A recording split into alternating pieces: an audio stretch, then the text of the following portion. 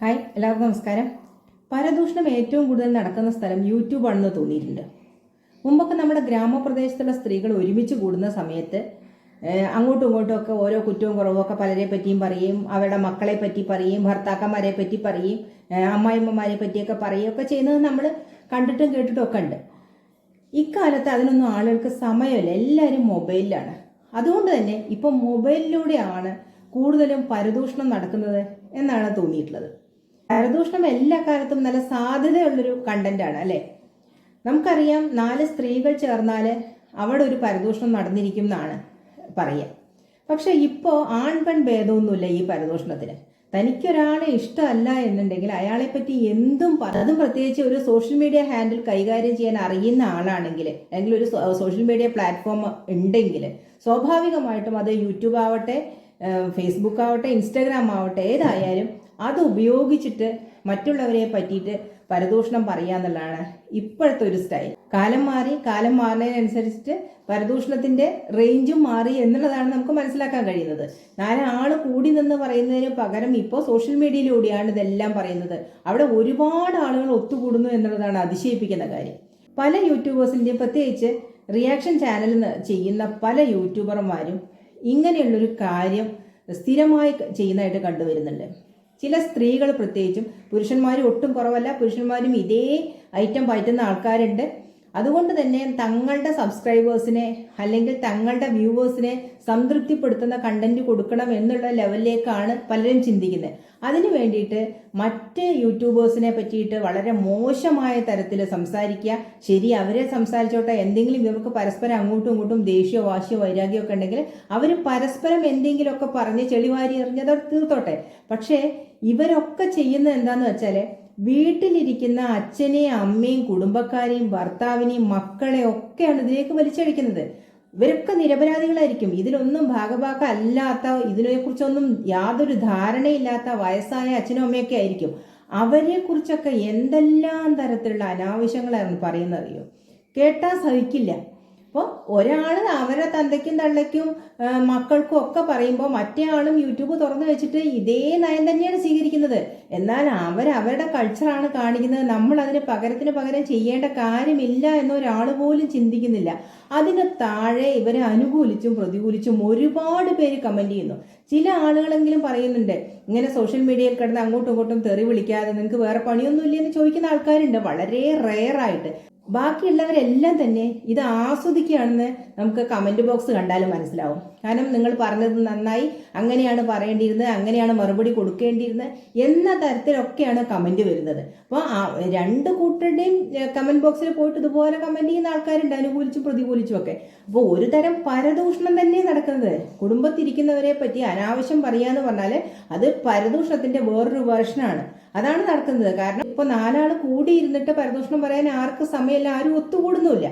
ആ ഒത്തുകൂടുന്ന ടൈമിലെല്ലാം ഈ മൊബൈലിലാണ്. ഈ മൊബൈലിലൂടെയാണ് പരദൂഷണം മെയിൻ ആയിട്ട് നടക്കുന്നത്. നമുക്കറിയാം, നമ്മുടെ തനുജ ഭർത്താവ് ഇട്ടെറിഞ്ഞ് പോയ ശേഷം ആ മകളെയും കൊണ്ട് എങ്ങനെയൊക്കെയോ ഒന്ന് കയറാൻ വേണ്ടി ശ്രമിച്ചുകൊണ്ടിരിക്കുക. ആ മോളെ ആണെങ്കിൽ നല്ല രീതിയിലാണ് വളർത്തിക്കൊണ്ടുവരുന്നത്. കാരണം അതിൻ്റെ കുറവുകളൊന്നും അതിനെ അറിയിക്കാതെ പാട്ടായാലും ഡാൻസ് ആയാലും ഒക്കെ ചെയ്യിപ്പിച്ച് അതിനിപ്പോൾ സ്വന്തമായ ഒരു യൂട്യൂബ് ചാനൽ തുടങ്ങിപ്പിച്ച് അതിനെക്കൊണ്ട് കഴിയുന്ന രീതിയിലുള്ള കാര്യങ്ങളൊക്കെ അതിനെക്കൊണ്ട് ചെയ്യിപ്പിച്ച് വളരെയധികം മോട്ടിവേറ്റ് ചെയ്തിട്ടാണ് ആ കുട്ടീനെ വളർത്തിക്കൊണ്ടുവരുന്നത്. കാരണം അങ്ങനെയൊക്കെയുള്ള കുട്ടികളുടെ അമ്മമാർ പറഞ്ഞാൽ വളരെയധികം പല കാര്യങ്ങളും സഫർ ചെയ്തിട്ട് വളരെയധികം അവരെ എൻകറേജ് ചെയ്ത് ഈ രീതിയിലേക്ക് ആക്കി തീർക്കണമെങ്കിൽ നമുക്ക് പുറമേ നിന്ന് കാണുന്നത് പോലെ അത്ര എളുപ്പമുള്ള കാര്യമല്ല. ഈ അടുത്ത് ആ കുട്ടി അതിൻ്റെ അച്ഛനെ വിളിച്ചിട്ട് സംസാരിച്ചു പറഞ്ഞ തനുജ ദേഷ്യപ്പെട്ട് ആ കുഞ്ഞിനെ ഉപദ്രവിക്കുന്ന ഒരു വീഡിയോ പുറത്തു വന്നിരുന്നു. അതിനെ തുടർന്ന് ഒരുപാട് പേര് അവരെ കുറ്റപ്പെടുത്തിക്കൊണ്ട് വീഡിയോ ചെയ്യുകയും കമന്റ് ചെയ്യുകയൊക്കെ ചെയ്തിരുന്നു. ആ കുഞ്ഞിനെ ഉപദ്രവിക്കുക രാക്ഷസിയാണ്, അവളുടെ അടുത്ത് എങ്ങനെയാണ് ആ കുഞ്ഞ് സേഫായി നിൽക്കുക എന്നൊക്കെ ചോദിച്ചിട്ട്. പക്ഷെ അത് ഒരു അമ്മയുടെ വികാരമാണ്. ആ കുഞ്ഞിനെ അവൾ ഉപദ്രവിക്കുന്നുണ്ടെങ്കിൽ ഉപദ്രവിച്ചപ്പോൾ ആ കുഞ്ഞിനെ എത്ര വേദനിച്ചോ അതിൻ്റെ 100 ഇരട്ടി തനുജയ്ക്ക് വേദനിച്ചിട്ടുണ്ടാവും. കാരണം അത്രയധികം സങ്കടം കൊണ്ട്. കാരണം ഈ സ്ത്രീ പറഞ്ഞ് വിളിപ്പിക്കുകയാണ് എന്ന് അയാൾ പറയുമ്പോൾ സ്വാഭാവികമായിട്ടും ഒരു ആത്മാഭിമാനമുള്ള സ്ത്രീകൾക്കൊരു ക്ഷത ഉണ്ടാവും അല്ലെ. അപ്പൊ സ്വാഭാവികമായിട്ട് അതിന്റെ ഭാഗമായിട്ടാണ് ആ കുഞ്ഞിനോട് ദേഷ്യപ്പെട്ടത്, അല്ലാതെ അതിനോടുള്ള ദേഷ്യം കൊണ്ടല്ല.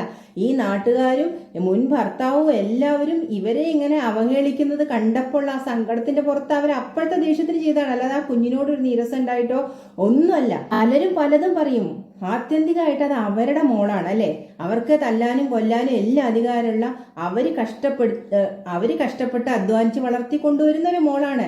ആ മോളെ ആ രീതിയിൽ വളർത്തിയെടുക്കാൻ ഒരുപാട് കഷ്ടപ്പാടുണ്ട്. ഇപ്പൊ ആ കുട്ടി പഴയതിൽ എത്രയോ ബെറ്റർ ആവുണ്ട് സംസാരമൊക്കെ അല്ലെ. നമുക്കത് കേൾക്കുമ്പോൾ ഒരു സന്തോഷമാണ്. അതിന്റെ ഒക്കെ പിന്നിലുള്ള ഒരു എഫേർട്ട് എന്ന് പറഞ്ഞാൽ തനുജ തന്നെയാണ്. അതാരും മനസ്സിലാക്കുന്നില്ല, അതിനെ ആരും അപ്രീഷിയേറ്റ് ചെയ്യുന്നില്ല. എന്തെങ്കിലും ഒരു ചെറിയ മൈനസ് കാണുമ്പോൾ അതിനെ പർവ്വതീകരിച്ചു കൊണ്ടുവരിക. അതുപോലെ ഈ ഒരു ഇഷ്യൂ നടന്ന ശേഷം അവരുടെ ഭർത്താവ് പിന്നെ ഒരു വീഡിയോ പുറത്തു വിട്ടിരുന്നു, അയാളെ ഉപദ്രവിക്കുന്നതായിട്ട് കാണിക്കുന്ന ഒരു വീഡിയോ. ഏത് ഭാര്യയും ചെയ്യുന്നതാണ് തനുജയും ചെയ്തത്. അല്ലാന്ന് ആരും പറയില്ല. ഒരു ഭാര്യയ്ക്ക് മാത്രമേ മനസ്സിലാവുള്ളൂ വേറൊരു സ്ത്രീയോടൊപ്പം പോയ ഭർത്താവിനെ തന്റെ കൺമുൻപിൽ കിട്ടുമ്പോൾ ഏതൊരു ഭാര്യ പ്രതികരിക്കുന്ന രീതിയിലാണ് പ്രതികരിക്കുന്നത്. കാരണം വലിയ മോഡേൺ ആയിട്ടുള്ള സ്ത്രീയൊന്നുമല്ല അവര്, ഒരു സാധാരണക്കാരിയാണ്. ഒരു സാധാരണക്കാരി എങ്ങനെയാണ് തന്റെ ഭർത്താവ് വേറൊരു സ്ത്രീയോടൊപ്പം പോയി താമസാക്കി അല്ലെങ്കിൽ വേറൊരു സ്ത്രീയായിട്ട് ബന്ധമുണ്ടെന്ന് അറിയുമ്പോൾ പ്രതികരിക്കുക, ആ രീതിയിൽ തന്നെയാണ് പ്രതികരിച്ചത്. ചിലവർ അടിക്കുകയും കഴുത്തിന് കുത്തി പിടിക്കുകയും ഒക്കെ ചെയ്യും, ഇല്ലെന്നല്ല, അങ്ങനെയൊക്കെയുള്ള സ്ത്രീകളുണ്ട് നമ്മുടെ സമൂഹത്തിൽ, നമ്മൾ എത്രയോ കണ്ടിട്ടുണ്ട്. അപ്പൊ അതിനെയൊക്കെ വീഡിയോ എടുത്തു വെച്ച് പുറത്ത് വിട്ട അവനാണ് വിഡ്ഢി അല്ലേ, അവനാണ് പമ്പര വിഡ്ഢി. ആ കുഞ്ഞൊന്ന് വിളിച്ചതിന്റെ പേരിൽ ആ കുറ്റവും കൂടിയിട്ട് ആ കുഞ്ഞ് വിളിക്കുന്ന വീഡിയോ നിങ്ങളൊന്ന് ശ്രദ്ധിച്ചു നോക്കണം. കുഞ്ഞ് ചോദിക്കുന്നുണ്ട്, ഇപ്പോൾ ഉള്ള സ്ത്രീ അയാളുടെ കൂടെ ഉണ്ടോ, ഇപ്പൊ അയാളുടെ കൂടെ കഴിയുന്ന സ്ത്രീ അയാളുടെ കൂടെ ഉണ്ടോ? കാരണം അവരെ ആ കുഞ്ഞിന് ഭയമാണ്. അപ്പൊ അതിനു മുമ്പ് ആ കുഞ്ഞ് വിളിക്കാൻ ശ്രമിച്ചപ്പോഴോ അല്ലെങ്കിൽ അയാളെ കാണാൻ ശ്രമിച്ചപ്പോഴോ ഈ സ്ത്രീയുടെ ഇടപെടൽ ഉണ്ടായിട്ടുണ്ടാവും. അതുകൊണ്ടായിരിക്കും ആ കുഞ്ഞ് അവിടെ ഉണ്ടെങ്കിൽ അവരുടെ അടുത്തുനിന്ന് മാറി നിൽക്കുക, എന്നിട്ട് സംസാരിക്കാതെ വ്യക്തമായി പറയുന്നുണ്ട്. അപ്പൊ അതിന് ആ സ്ത്രീയെ കുറിച്ച് ഒരു ധാരണയുണ്ട് അല്ലെ, അതുകൊണ്ടാണ് അതങ്ങനെ സംസാരിച്ചത്. അപ്പൊ അതൊക്കെ തനൂജയുടെ കുറ്റമാണെന്ന് വരുത്തി തീർക്കാൻ വേണ്ടിയിട്ട് ശ്രമിച്ചിട്ടുണ്ട് അയാൾ. അങ്ങനെ പല തരത്തിൽ അതിനെപ്പറ്റി പല തരത്തിൽ വീഡിയോ ചെയ്ത് കുറ്റപ്പെടുത്തുന്ന ആൾക്കാരെ കണ്ടു. ഇപ്പൊ ഈ അടുത്ത് തനൂജ തന്നെ ഒരു വീഡിയോ ചെയ്തിട്ടുണ്ട്. മോള് ഡാൻസ് കളിക്കുമ്പോൾ മോളെ കൈയും കാലും ദേഹവും ഒന്നും അനങ്ങാതെ ഡാൻസ് കളിക്കണം എന്ന് പറഞ്ഞുകൊണ്ടൊരു വീഡിയോ ചെയ്തിട്ടുണ്ട്. അത് കണ്ടപ്പോൾ ഒരുപാട് ചിരിയാണ് വന്നത്, കുറേ സമയം ചിരിച്ചു. കാരണം ഇങ്ങനെയുള്ള കമന്റ് ചെയ്യുന്ന ആളുകൾക്ക് ഇതിനേക്കാൾ നല്ല മറുപടി കൊടുക്കാനില്ല. അതാണ് ശരിക്കും തനുജ ഇങ്ങനെയാണ് മറുപടി കൊടുക്കേണ്ടത്. കാരണം ആ കുഞ്ഞൻ ഡാൻസ് കളിക്കുന്ന വീഡിയോ ഇടുമ്പോൾ കൈ പൊക്കി ഡാൻസ് കളിക്കുന്ന വൃത്തികേടാണ്, കാല് പൊക്കി ഡാൻസ് കളിക്കുന്ന വൃത്തികേടാണ്, അങ്ങനെയൊന്നും ഡാൻസ് കളിക്കാൻ മോളെ പഠിപ്പിക്കരുത്, അങ്ങനെ ചെയ്യിപ്പിക്കുക, ആ ഡ്രസ്സ് ഇടിപ്പിക്കരുത്, ഈ ഡ്രസ്സ് ഇടിപ്പിക്കരുത് എന്നൊക്കെ പറഞ്ഞിട്ട് ഒരുപാട് പേര് മോശമായിട്ട് കമന്റ് ചെയ്യുന്നുണ്ടോ. ഒരു കുഞ്ഞാണ്, അതിന് പല അപാകതകളുണ്ട്, അതൊക്കെ പരിഹരിച്ച് അതിനെ മോട്ടിവേറ്റ് ചെയ്ത് കൊണ്ടുവന്നുകൊണ്ടിരിക്കുകയാണ് ഒരമ്മ. ആ അമ്മയുടെ കഷ്ടപ്പാട് തിരിച്ചറിയാതെ ഒരു കുഞ്ഞാണെന്ന് പോലും ഓർക്കാതെ അതിനെ ഇങ്ങനെ സോഷ്യൽ മീഡിയയിൽ കീറി മുറിക്കുന്ന ആളുകൾക്ക് ശക്തമായ മറുപടിയാണ് ആ വീഡിയോ ശരിക്കും. കാരണം കൈയും കാലും ദേഹവും ഒന്നും ഇളക്കാതെ എങ്ങനെ ഡാൻസ് കളിക്കും ഒന്ന് ആലോചിച്ച് നോക്കൂ. അപ്പൊ അങ്ങനെയുള്ളവർക്ക് അങ്ങനെ തന്നെയാണ് മറുപടി കൊടുക്കേണ്ടത്. ആ മറുപടിയിൽ മാത്രം തൃപ്തയാവാതെ അവരുകൊണ്ട് കേസ് കൊടുത്തിട്ടുണ്ട്. മോളെ എങ്ങനെ അനാവശ്യം പറഞ്ഞതിനെതിരെ കൊണ്ട് കേസ് കൊടുത്തിട്ടുണ്ടെന്നാണ് അറിയാൻ കഴിഞ്ഞത്. അപ്പൊ സ്വാഭാവികമായിട്ടും ഇങ്ങനെയുള്ള പരദൂഷണങ്ങളും അസൂയയും കുശുമ്പും ഒക്കെ കേസും കോടതിയൊക്കെ ആയിട്ട് കയറിയിറങ്ങുകയാണ്. പല സ്ത്രീകൾക്കും ഈ കേസ് കോടതി വഴക്ക് എന്ന് പറഞ്ഞാൽ താല്പര്യം ഉണ്ടാവില്ല എന്നാണ് എൻ്റെ ഒരു അറിവ്. പക്ഷെ ഈയിടെയായിട്ട് സോഷ്യൽ മീഡിയ കൈകാര്യം ചെയ്യുന്ന മിക്ക സ്ത്രീകൾക്കും പോലീസ്, കേസ്, കോടതി എന്നൊക്കെ പറഞ്ഞു കഴിഞ്ഞാൽ വളരെ നിസ്സാരമായിട്ടുള്ള സംഗതിയായിട്ടാണ് അവർ മനസ്സിലാക്കിയിരിക്കുന്നതെന്ന് തോന്നുന്നു. കാരണം കേസ് വന്നാൽ എനിക്ക് കുഴപ്പമില്ല, വന്നോട്ടെ എന്നുള്ളൊരു തലത്തിലേക്കാണ് ഇപ്പൊ കാര്യങ്ങൾ പോകുന്നത്. നമ്മളൊക്കെ മുമ്പ് നമുക്കെതിരെ ഒരു കേസോ പരാതിയോ ഒക്കെ വന്നു കഴിഞ്ഞാൽ ആരെങ്കിലും അറിഞ്ഞാൽ എന്ത് നാണക്കേടാണ്, അല്ലെങ്കിൽ അയ്യോ അങ്ങനെ വന്നല്ലോ എന്നൊക്കെ ആദ്യം വേവലാതിയൊക്കെയാണ് അല്ലെ, ഭയങ്കര പേടിയാണ്. വളരെ സിവിയർ ആയിട്ടുള്ള എന്തെങ്കിലും പ്രശ്നം ആയിരിക്കും, അതിന് പോലും ഒരു കേസ് വന്നാൽ നമുക്കൊക്കെ ആദ്യം നാണക്കേടൊക്കെയാണ്. ഇപ്പം നിസ്സാര പ്രശ്നം, ഈ പരദൂഷണം പോലെയുള്ള കണ്ടന്റ് മേക്കിങ്ങിന് വേണ്ടിയിട്ട് നാട്ടുകാരെ തെറി വിളിക്കുന്നത് പോലുള്ള വീഡിയോസിനെതിരെയൊക്കെ കേസ് വന്ന് അവർക്കതൊക്കെ പുല്ലാണ്. കേസ് വന്നോട്ടെ, ഞാൻ നേരിട്ടോളാം, ഇതൊക്കെ ഞാൻ എത്ര കണ്ടിട്ടുള്ളതാണ് എന്ന തലത്തിലേക്കാണ് പലരും പ്രതികരിക്കുന്നത്. അതൊക്കെ വളരെ അതിശയകരമായി തോന്നി. നമുക്ക് അംഗീകരിക്കാൻ കഴിയില്ല. പുരുഷന്മാരൊക്കെ എന്ന് പറഞ്ഞാൽ ശരിയാണ്, കുഴപ്പമില്ല, നമ്മൾക്ക് പോലീസ് സ്റ്റേഷൻ കയറി ഇറങ്ങിയാലും കുഴപ്പമില്ല. പക്ഷെ സ്ത്രീകള്, അതായത് കുടുംബത്തിലെ എന്തെല്ലാം കാര്യങ്ങൾ നമുക്ക് സ്ത്രീകൾക്ക് ഉണ്ടാവും, അത് ഏത് തലത്തിൽ വർക്ക് ചെയ്യുന്ന ആൾക്കാരായിക്കോട്ടെ, ഒരുപാട് സാമ്പത്തികമുള്ള ആൾക്കാരായിക്കോട്ടെ, ഇല്ലാത്ത ആൾക്കാരായിക്കോട്ടെ, സ്ത്രീകൾക്ക് ഒരു കുടുംബത്തിലെ ഒരുപാട് കടമകളുണ്ട് അല്ലേ. അതൊക്കെ തീർത്തിട്ട് ഈ പോലീസും കേസും കോടതിയൊക്കെ ആയിട്ട് നടക്കാൻ എവിടെയാണ് സമയം? അതിനൊക്കെ ഈ ഫാമിലിയൊക്കെ ഒപ്പം നിൽക്കുമോ? സ്വാഭാവികമായിട്ട് കുടുംബ ബന്ധത്തിനൊക്കെ പലതരത്തിലുള്ള പ്രശ്നങ്ങളും ഏർപ്പെടില്ലേ ഇങ്ങനെയുള്ള കാര്യങ്ങൾ കൊണ്ട്? അതുകൊണ്ട് തന്നെ മറ്റുള്ളവരെ കുറ്റം പറയുകയും മറ്റുള്ളവരുടെ അച്ഛനമ്മമാരെ കുറ്റം പറയുകയും മക്കളെ കുറ്റം പറയുകയൊക്കെ ചെയ്യുന്നതെന്ന് അവസാനിപ്പിച്ചിട്ട് നാട്ടിൽ എന്തെല്ലാം കാര്യങ്ങൾ നമുക്ക് ചെയ്യാനുണ്ട്. കണ്ടന്റ് ചെയ്യാനാണെങ്കിൽ ഒരു ദിവസം ഒരു 4-5 വീഡിയോ ചെയ്യാൻ മാത്രമുള്ളത് നമ്മുടെ സമൂഹത്തിൽ നടക്കുന്നുണ്ട്. അതിനെക്കുറിച്ച് ആധികാരികമായി സംസാരിക്കാൻ അറിയുന്ന ആളുകളാണ് ഈ തെറി വിളിക്കുന്നത്. സമൂഹത്തിൽ നടക്കുന്ന അനീതികളെ കുറിച്ചൊന്നും ഒട്ടും അറിയാത്ത, അതിനെക്കുറിച്ചൊന്നും യാതൊരു ധാരണയും ഇല്ലാത്ത, അതിനെക്കുറിച്ചൊന്നും ആധികാരികമായി സംസാരിക്കാൻ അറിയാത്ത ആളുകളാണ് കണ്ടന്റിന് വേണ്ടിയിട്ട് വേറെയുള്ള യൂട്യൂബേഴ്സിനെയും അവരുടെ വീട്ടുകാരെയും അവരുടെ മക്കളെയൊക്കെ തെറി വിളിക്കുന്നത് എങ്കിൽ നമുക്ക് അതിൽ ഒരു അതിശയം പറയാനില്ല. പക്ഷെ ഇതിനൊക്കെ അറിയാവുന്ന വളരെ എഡ്യൂക്കേറ്റഡ് ആയിട്ടുള്ള ആൾക്കാരാണ് ഇങ്ങനെ വന്നിരുന്ന് മറ്റുള്ളവരുടെ അപരാധ കഥകൾ പറഞ്ഞിട്ട് കാശുണ്ടാക്കുന്നതെന്ന് ആലോചിക്കുമ്പോൾ വളരെ പുച്ഛം തോന്നുന്നു. പിന്നെ വേറൊരു വിഭാഗം ഇറങ്ങിയിട്ടുണ്ട്, മതം മാത്രം ചർച്ച ചെയ്യുന്ന, അതായത് ഏതെങ്കിലും ഒരു മതത്തെ പുകഴ്ത്തിക്കൊണ്ട്, അത് തൻ്റെ സ്വന്തം മതമാണെങ്കിൽ കൂടിയിട്ട് അതിനെ തള്ളിപ്പറഞ്ഞിട്ട് മറ്റു മതത്തെ പുകഴ്ത്തി പറഞ്ഞ് മറ്റു മതപണ്ഡിതന്മാരെയും മറ്റ് സന്യാസി ശ്രേഷ്ഠന്മാരെയും ഒക്കെ പിന്നെ വളരെയധികം പുകഴ്ത്തിക്കൊണ്ട് അവരുടെ വാചകങ്ങൾ എടുത്തു വെച്ചുകൊണ്ട് വളരെ ഇതായിട്ട് മതപ്രീണനം നടത്തുന്ന കുറച്ച് യൂട്യൂബേഴ്സ് ഉണ്ട്. കാരണം അവർക്ക് ഒരു തവണ ഈ ഒരു ടോപ്പിക് ഇട്ടപ്പോൾ കിട്ടിയ റീച്ചാണ് അവരിത് ചെയ്യാൻ പ്രേരിപ്പിക്കുന്നതെന്ന് എനിക്ക് തോന്നിയില്ല. കാരണം നമ്മൾ വാച്ച് ചെയ്യുന്നത് നമുക്ക് മനസ്സിലാക്കുന്ന അങ്ങനെ. കാരണം പല പല കണ്ടന്റ് ചെയ്തു വരുമ്പോൾ അബദ്ധവശാൽ ഇങ്ങനെ ഒരു കണ്ടന്റ് ചെയ്യുകയും ആ കണ്ടന്റ് വളരെയധികം റീച്ച് ആവുകയും ചെയ്തപ്പോൾ അവരുടെ മനസ്സിലുണ്ടായ ഒരു തോട്ടാണ് ഇനി ഇതിൽ പിടിച്ചാൽ മതി തനിക്ക് റീച്ച് കിട്ടാൻ എന്നുള്ളൊരു ചിന്തയിൽ നിന്നാണ് ഈ ഒരു മതം എന്നുള്ളൊരു കണ്ടന്റ് മാത്രം തിരഞ്ഞു പിടിച്ചെടുത്ത്. നിങ്ങൾ ശ്രദ്ധിച്ചോളൂ, ഈ മതം പറയുന്ന ആളുകളുടെ വീഡിയോസിൽ അവർ നോർമലായിട്ട് ചെയ്യുന്ന ഒരു വീഡിയോയ്ക്കും റീച്ചില്ല. അവർ സോഷ്യലി റെലവൻ്റ് ആയിട്ടുള്ള കാര്യങ്ങൾ പറയുന്ന ഒരു വീഡിയോയ്ക്കും അവർക്ക് റീച്ചില്ല. പക്ഷെ ഈ മതത്തെ പറ്റി പറയുന്ന വീഡിയോകളെല്ലാം തന്നെ അത്യാവശ്യം നല്ല റീച്ച് കിട്ടുന്നുണ്ട്. അപ്പം അതുകൊണ്ട് തന്നെ ഇതുകൊണ്ട് എന്താ സംഭവിക്കുന്നതെന്നറിയോ? സാധാരണക്കാരായിട്ടുള്ള, അതായത് വളരെ വളരെ സാധാരണക്കാരായിട്ടുള്ള കുറേ വീട്ടമ്മമാർ അവരുടെയൊക്കെ ജോലി കഴിഞ്ഞിട്ട് ഈ മൊബൈൽ എടുത്തു വെച്ച് നോക്കും സ്വാഭാവികമായിട്ട്. അപ്പം അവരുടെ തലച്ചോറിലേക്കാണ് ഈ മതം ഇഞ്ചക്ട് ചെയ്ത് കയറ്റുന്നത്. ഇവർക്കിതിൻ്റെ സത്യാവസ്ഥ എന്താണെന്ന് അറിയില്ല. ഇതിലെന്താണ് ഇവർ കണ്ടന്റിന് വേണ്ടി ഇവർ ചെയ്യുന്നതാണ്, ഇതിൻ്റെ സത്യാവസ്ഥ എന്താണ്, ഇതിൻ്റെ ആധികാരികത എന്താണ് എന്നൊന്നും അവർക്കറിയില്ല. ഇവർ പറയുന്നതെല്ലാം സത്യമാണെന്ന് വിശ്വസിച്ച് അത് തൊണ്ട തൊടാതെ വിഴുങ്ങുകയാണ്. അവരുടെ തലച്ചോറിലേക്ക് ഇഞ്ചക്ട് ചെയ്ത് കയറ്റുകയാണ് മതം എന്ന വികാരത്തെ.